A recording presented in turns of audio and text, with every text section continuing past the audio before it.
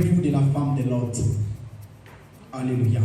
Souvenez-vous de la femme de Lot. Bien aimé dans le Seigneur, dans cet enseignement, nous allons comprendre quelques points que le Seigneur a permis que nous puissions comprendre ou faire cette lecture de ces passages bibliques. Et c'est par là que le Seigneur veut aussi nous parler d'une manière à une autre. Alléluia. Passer dans la ville de Sodome et la ville de Gomorrhe. Les deux villes qui n'obéissaient pas aux institutions de Dieu. Les deux villes qui bafouaient tout ce que Dieu, dès qu'il le plaisait. Ils faisaient ce qui les semblait bon. Mais la Bible dit qu'après un certain moment, Dieu a décidé de venir détruire les deux. C'est étonnant, la Bible dit dans le verset 4 à 3 de ce passage biblique de Genèse chapitre 19, la Bible est en train de dire ceci, qu'il était un jour que Lot est assis à la porte de la ville. On a compris qu'il y avait la présence des anges qui entraient dans ces passages bibliques. Lorsque nous allons lire Luc chapitre 17, le verset 1er au 37e verset, en nous disant des choses qui doivent se passer. Ici, Luc nous parle des choses à venir.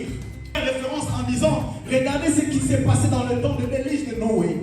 Regardez ce qui s'est passé dans le temps de la femme de Lot. Regardez ce qui s'est passé aux temps anciens. Ce sont des choses pareilles qui se passera aux temps à venir. Alléluia. De nous exhorter. L'Église est en train de nous parler des choses ni seulement présentes, mais des choses qui nous arriveront le jour où le Fils de l'homme nous apparaîtra. Et cet enseignement nous montre rien que les choses à venir et aussi les choses qui viendront lorsque le Christ sera en retour. Alléluia.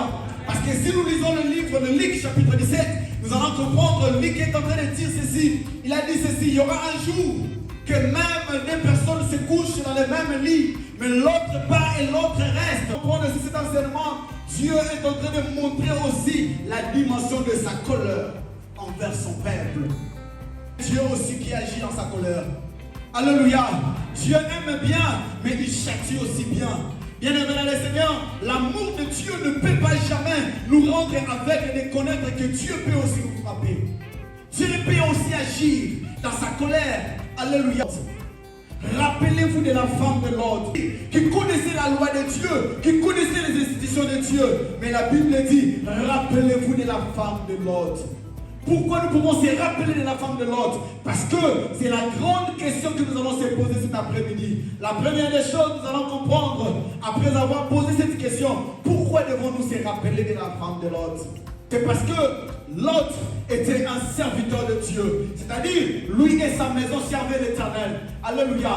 Lui et sa maison servaient l'Éternel. C'est-à-dire, la maison de Lot doit être une maison exemplaire. La première des choses à comprendre, la femme avait une nature envieuse. Une femme, le caractère de la femme n'a pas permis que la femme puisse aller, n'a pas permis que la femme puisse obéir ou exécuter la loi de Dieu. La femme était envieuse. La femme regardait ce qu'il a laissé.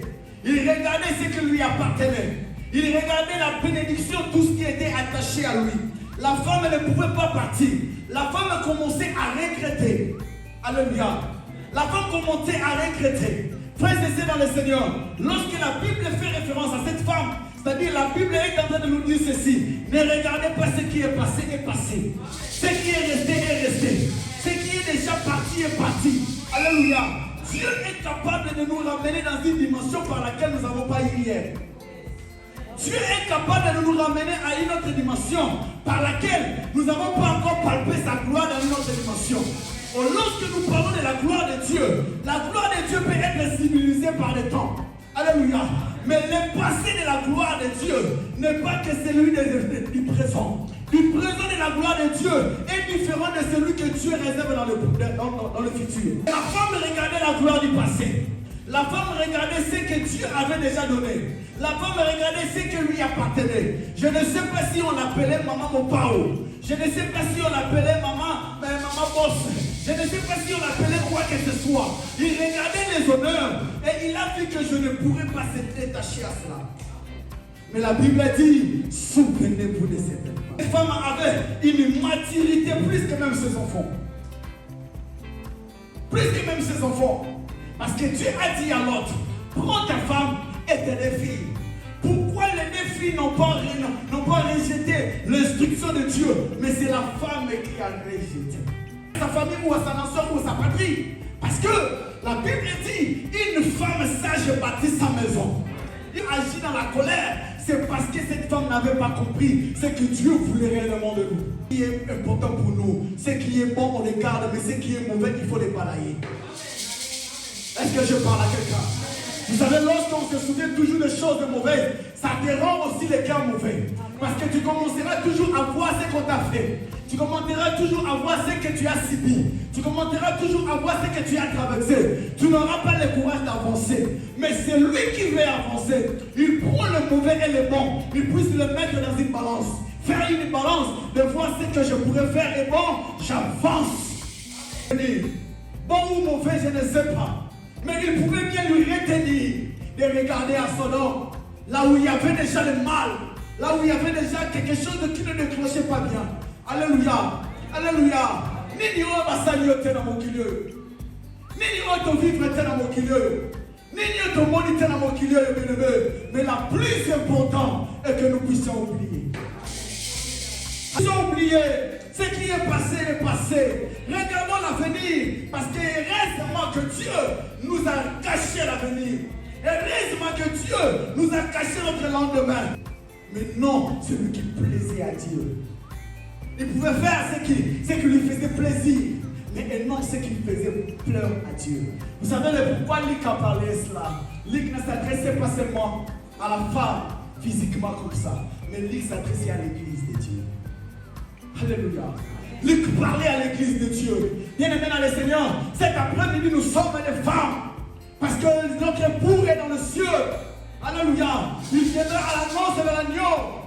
Alléluia. Le Christ viendra pour nous épouser. Nous sommes des femmes. L'église, bien-aimés, ici, Luc est en train de nous interpeller. Que ces choses ne puissent pas revenir. Que nous ne puissions pas exciter la colère de Dieu. Que nous ne puissions pas ramener Dieu dans sa grandeur et la colère. Luc chapitre 17, le verset 33, la Bible dit ceci. C'est lui qui cherchait à préserver sa vie, le pètera. C'est lui qui cherchera à préserver sa vie. J'aime d'autres version qui dit, c'est lui qui cherchera à conserver, à sauver sa vie, la pètera. Yesu bien-aimé dans le Seigneur, Yesu akosonga lelo bomo inabiso eza pamba. Nyonso tozala ngo eza pamba. Mituka bandaku kolanda eza pamba. Ya motuya eza bomo inabiso epa Yesu. Alléluia. La Bible dit ceci, c'est lui qui cherchait à sauver sa vie, la pètera. Mais c'est lui qui pètera sa vie, la conservera. La conservera. Bien-aimés dans le Seigneur, nous pouvons bien chercher à mettre nos vies dans le standing qu'il faut, dans les conditions qu'il fallait. Mais sache-le très bien, mais si tu n'as pas Jésus dans ta vie, si tu n'as pas Jésus dans ta vie, je parle à quelqu'un, je parle à l'église. Si tu n'as pas Jésus dans ta vie, si tu ne portes pas Jésus dans tes fruits, sache-le très bien, tu perdras ta vie. Parce que vie n'a pas ensemble. Maintenant, toutes ces questions ont été répondues par des phrases. Que c'est lui qui cherche à sauver sa vie, la perdre. Mais c'est lui qui cherche à conserver. Mais c'est lui qui cherche, à perdre sa vie, la conserver. Ici, la Bible nous parle de l'éternité. Alléluia. Corinthiens chapitre 5, le verset 17. La Bible dit ceci. Celui qui vient en Christ et nous est automatiquement appelé une nouvelle créature. Alléluia. L'ancienne personne est partie. Au Moutaï Kobo accueilli. Mouyimbe accueilli. Mouye accueilli. Nani accueilli. Parce que Dieu est maintenant une nouvelle créature. C'est ça que la Bible est en train de déclarer. Celui qui vient en Christ, les choses de passé est passé. Mais il devient une personne nouvelle. Une nouvelle créature. J'aime bien. Mais j'aime la réponse de Paul. Paul a dit ceci. Ce n'est ni par votre circoncision. Ce n'est ni par votre incirconcision. Mais c'est fait d'une manière que Jésus doit être. Alléluia. Jésus doit être installé dans votre vie. Jésus doit être dans votre vie afin que vous puissiez devenir de nouvelles créatures. Est-ce que je parle à une autre personne maintenant? Est-ce que je parle à de nouvelles personnes? Des personnes qui sortiront ici avec un autre comportement. Des personnes qui sortiront ici avec une autre identité. des personnes qui sortiront ici avec une autre marque. Alléluia. La Bible dit, ils sont tous devenus de nouvelles créatures. Fonctions. Tu regardes ce que tu es, tu regardes l'importance que tu portes, ça peut te ramener à la résistance. Vous savez pourquoi la femme de Lot a résisté à l'instruction de Dieu? Parce que Dieu passait par leur maison pour parler à toute nation. Alléluia. Dieu passait par leur maison pour parler à toute une nation. C'est-à-dire que Dieu a établi son hôtel dans leur maison. On ne joue pas avec le Seigneur. On ne joue pas avec Dieu. Dieu est en train de parler ici en disant que parce qu'il y a la résistance, c'est pourquoi ils ne veulent pas donner leur vie à Jésus. Ils ne veulent pas donner leur vie à devenir de nouvelles créatures. Pour un Mongo, ça fait 10 ans. Ça fait 15 ans, 5 ans, 8 ans, 2 ans, 3 ans. Parce que l'on regarde on le met dans le sang à briser. Alléluia. Alléluia. L'ancienne personne nous amène à la résistance. L'ancienne personne. Or, la résistance pousse à la rébellion. Lorsqu'une personne est résistante, ça lui pousse à la rébellion. Vous savez, la rébellion a des états. Il y a l'état spirituel et il y a l'état physique. Amen, amen. La rébellion a des états. Il y a l'état physique et il y a l'état spirituel. La Bible dit ceci. Jonas s'éleva pour s'enfuir à Tarsis. Dites-moi maintenant, c'est une obéissance ou une résistance? C'est une rébellion ou c'est une obéissance? C'est une rébellion de la paix de Dieu. Parce que Dieu lui envoie une mission spirituelle. Alléluia. Va à Ninive et sauve mon peuple. Annonce l'évangile à mon peuple. Mais la Bible dit, il s'élevait pour fuir à Tarsis. Voire même notre version dit que Jonas a dévié le chemin de Ninive à Tarsis. Alléluia. Nous connaissons les effets. Dans le verset 9, 10, 11, nous connaissons les effets. Mais ce que j'aime, c'est quoi? Vous savez, lorsque nous sommes en train de s'opposer dans ce que Dieu nous dit à chaque moment, c'est que Dieu fait quoi? Dieu se prépare lui-même pour nous envoyer un sort. Jonas chapitre 2, le verset 1 a dit, la Bible dit ceci, l'Éternel fit venir un gros poisson pour avaler qui? Jonas.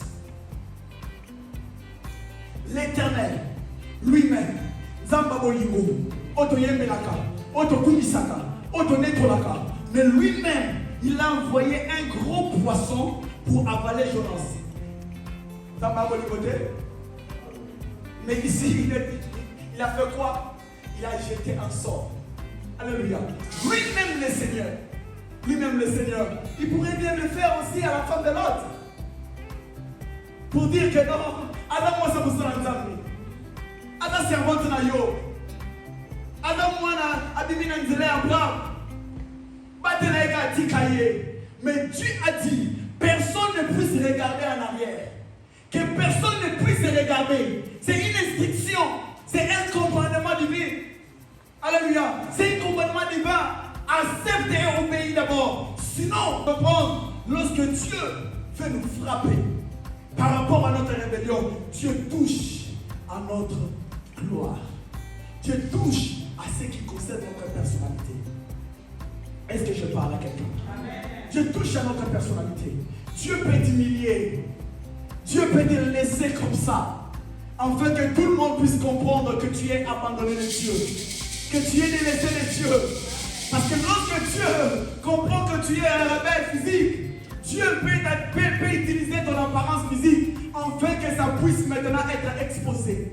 Alléluia. Que tout le monde puisse comprendre tes faiblesses, que tout le monde puisse toucher à ta gloire. Il va commencer à te diminuer, il va commencer à t'exposer. Il va commencer à te rendre à l'ennemi. Il va commencer à te dépouiller. À te dépouiller. Écoutez ce que la Bible dit. 1 Samuel chapitre 4, le verset 21 à 22. La Bible nous parle d'une histoire que nous connaissons tous. Mais ce que j'aime, le verset 21, la Bible dit, elle appela l'enfant Ichabod. Et en détruisant sa gloire, la gloire est partie. Ce que j'aime, dans le verset 22, il donne même la raison de la gloire de Dieu. Il en disant ceci, elle dit, la gloire est bannie en Israël, car l'arche de Dieu est partie. L'arche de Dieu qui représentait la présence de Dieu.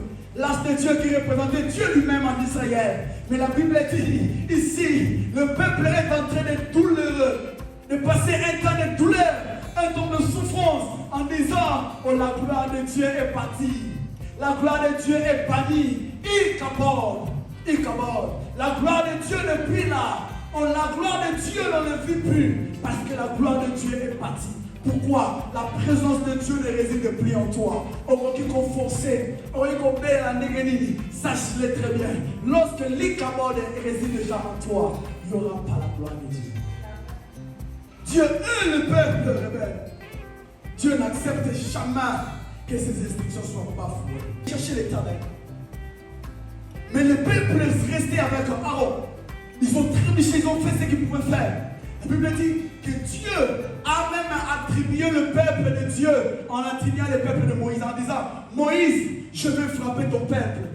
Alléluia. Moïse, regarde ton peuple. Oh, Moïse, regarde ton peuple. Si moi j'étais à la place de Moïse, je pourrais le dire, Seigneur, mais c'est ton peuple, c'est toi qui nous as créés. C'est toi qui nous as menés ici. Pourquoi tu m'attribues la responsabilité? C'est parce que Dieu a vu ce que le peuple faisait et qui ne plaisait pas à son nom. Il a dit ceci, Moïse, regarde ton peuple. Regarde ton peuple. Femme, homme, enfant, regardons ce que nous faisons. Alléluia. Que de Père, que Dieu ne puisse nous abandonner. Afin que Dieu ne puisse nous relâcher. Alléluia. Matthieu dit, on frappera les bergers et les brebis disparaîtront.